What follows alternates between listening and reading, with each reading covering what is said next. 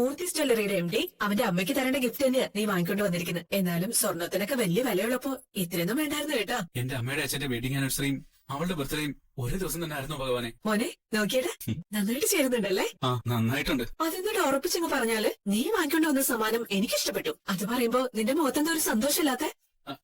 സന്തോഷായി, എനിക്ക് ഒരുപാട് സന്തോഷമായി. നീ ഈ ദിവസത്തെ പറ്റി ഓർത്തില്ല എന്നുള്ള സങ്കടത്തിലായിരുന്നു ഞാൻ. ആദർശനായി ഈ വീട്ടിലില്ലാത്തതുകൊണ്ട് നിന്റെ അച്ഛനോ അതൊന്നും ഓർമ്മയില്ല. ഞാൻ കേക്ക് മുറിക്കണമെന്ന് പറഞ്ഞപ്പോ എന്നോട് ചൂടായി. അല്ല, ഏട്ടനും ഏട്ടത്തി ഇവിടെ ഇല്ലാത്തപ്പോ കേക്കൊക്കെ മുറിക്കുന്നത് തെറ്റല്ലേ അമ്മേ? തെറ്റാണ്. അതുകൊണ്ട് കേക്കൊന്നും മുറിക്കണ്ട. നിന്റെ അച്ഛനോട് പുറത്ത് പോയി ഫുഡ് കഴിക്കാന്ന് ഞാൻ പറഞ്ഞിട്ടുണ്ട്. അത് നിന്റെ അച്ഛൻ സമ്മതിച്ചിട്ടുണ്ട്. എന്നാ പിന്നെ അച്ഛനമ്മ പോയിട്ട് വാ. പോയിട്ട് വരാനോ? ഞങ്ങള് മാത്രല്ല, നീ ഞങ്ങളുടെ കൂടെ വരണം. നീ ഞങ്ങൾക്ക് ഒരേ ഒരു മോനേ ഉള്ളൂ. അപ്പൊ ഞങ്ങളുടെ വെഡിങ് ആനിവേഴ്സറിക്ക് പുറത്തുനിന്ന് ഫുഡ് കഴിക്കുമ്പോ നീ ഞങ്ങളുടെ കൂടെ വേണ്ടേ? അതല്ല മേം, എനിക്ക് ഒന്നും പറയണ്ട. അമ്മയ്ക്ക് വില കൂടിയ സമ്മാനം തന്നിട്ട് ഇനി അവൻ പുറത്തേക്ക് വരില്ല എന്ന് പറയുമ്പോ അത് എവിടുത്തെ ന്യായമാടാ? ഞങ്ങൾ പോകുന്നുണ്ടെങ്കിൽ നീയും ഉണ്ട്. അപ്പോഴേ ഞാൻ അച്ഛനോട് റെഡിയാവും പറയട്ടെ. അത് മാത്രല്ല, നീ വാങ്ങിത്തന്ന വില കൂടിയ ഗിഫ്റ്റ് അച്ഛനും കൂടെ ഒന്ന് കാണട്ടെ. അപ്പൊ പിന്നെ അച്ഛന് പുറത്തൊക്കെ വരാൻ തോന്നും. ഇതെന്തൊരു വിധിയാ. കഴിഞ്ഞ ദിവസം അവള് വന്നില്ല. ഇന്ന് പകൽ സമയത്ത് എനിക്ക് പോകാൻ പറ്റാത്ത അവസ്ഥയെ. എന്തായാലും അവിടെ വിളിച്ച് വിവരം പറയാൻ. എങ്ങനെയുണ്ട് സാർ? അത് ചോദിക്കാറുണ്ടോ? ഞാൻ ഇതിനു മുമ്പ് മൂർത്തി ജ്വല്ലറി പോയിരുന്നു. അവിടുത്തെ നയന കളക്ഷൻസ് ഇതിന്റെ അടുത്ത് പോലും വരില്ല. ഞങ്ങളൊരു മികച്ച ഡിസൈനറെ തേടി നടക്കുകയായിരുന്നു. അവസാനം അങ്ങനെ ഒരാൾ ഞങ്ങളുടെ അരികില്. മാളവിക ഇങ്ങോട്ടൊന്ന് വിട്ടേക്കണേ. മാളവികയെ സാറിനൊന്ന് പരിചയപ്പെടുത്താം. ഓക്കെ. ഈ നോർത്ത് ഇന്ത്യൻ ഗേൾസിനൊക്കെ ഈ ഡിസൈൻ വലിയ ഇഷ്ടമായിരിക്കും. എന്ത് വേണമെന്ന് പറഞ്ഞാൽ മതി. മാളവിക അതെല്ലാം നമ്മൾ ചിന്തിക്കുന്നതിനപ്പുറം ഭംഗിയാക്കി തരും. ഓ, ഗുഡ് ഗുഡ്. വരും. ഇതാണ് മാളവിക കളക്ഷൻസിന്റെ മാളവിക. ഹായ്. കുട്ടിയുടെ ഡിസൈൻസിനെ പറ്റി പറയായിരുന്നു.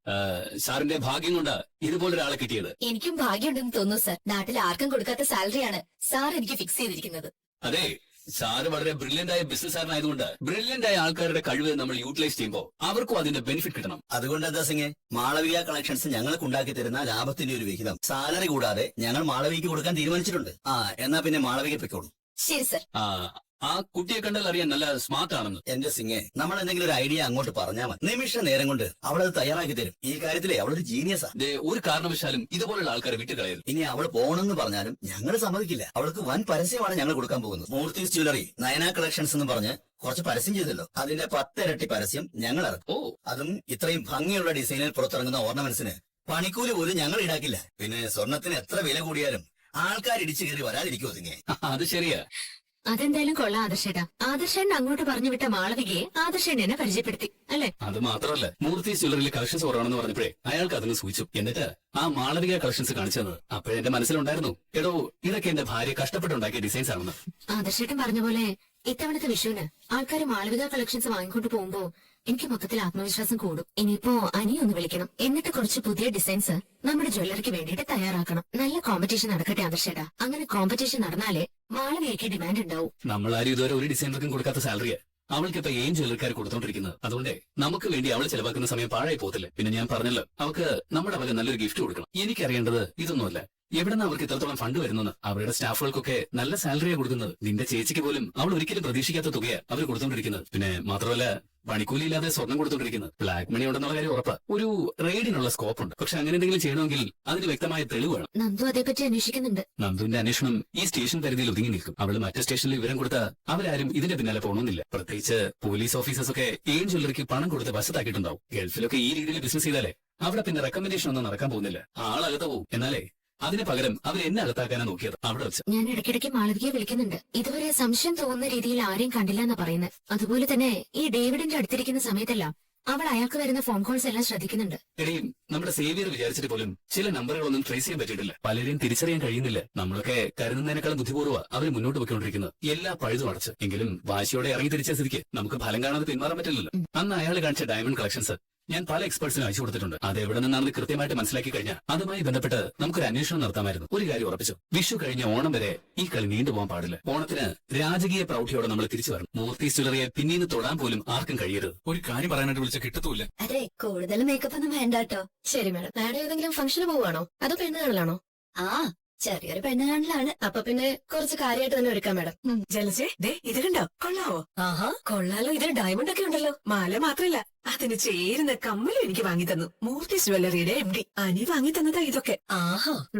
നീ ഭാഗ്യമുള്ളവളാടി ജാനകി. അവനെ MD സ്ഥാനം വേണ്ടെന്നൊക്കെ പറഞ്ഞെങ്കിലേ ആ കസേരയിൽ ഇരുന്ന് തുടങ്ങിയപ്പോ കൊള്ളാമെന്ന് തോന്നിയിട്ടുണ്ട്. അതുകൊണ്ടാ അതിനുവേണ്ടി അവനിൽ ഒരുപാട് സമ്മർദ്ദം ചെലുത്തിയ നിനക്ക് ഇങ്ങനൊരു സമ്മാനം തന്നത്. അത് മാത്രല്ല ഇപ്പോഴീ വീടിനകത്ത് ആഘോഷങ്ങളൊന്നും നടത്താൻ പറ്റില്ലല്ലോ. എല്ലാവരും നല്ല വിഷമത്തിലല്ലേ. ഇന്ന് ഞങ്ങളുടെ വെഡിങ് ആനിവേഴ്സറി ജലജ. പറഞ്ഞതുപോലെ ശരിയാണല്ലോ. ഇന്ന് മാർച്ച് 16 അതുകൊണ്ട് ഇവിടെ വെച്ച് കേക്കൊന്നും കട്ട് ചെയ്യാതെ പുറത്തുപോയി അജേട്ടനും എനിക്കൊപ്പം ഫുഡ് കഴിക്കാന്ന് വെച്ചു. മോൻ MD ആയപ്പോ ഇവക്കാ കോൾ അടിച്ചത്. വെഡിങ് ആനിവേഴ്സറി ആഘോഷിക്കാൻ പോവാ അല്ലേ?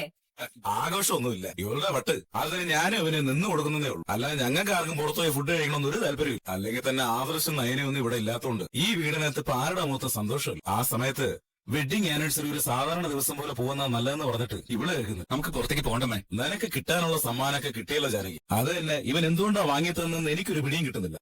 വെഡിങ് ആനിവേഴ്സറി ആയിട്ട് അവന്റെ അമ്മയ്ക്ക് ഗിഫ്റ്റ് കൊടുത്തതിൽ എന്താ ചേട്ടാ തെറ്റ്?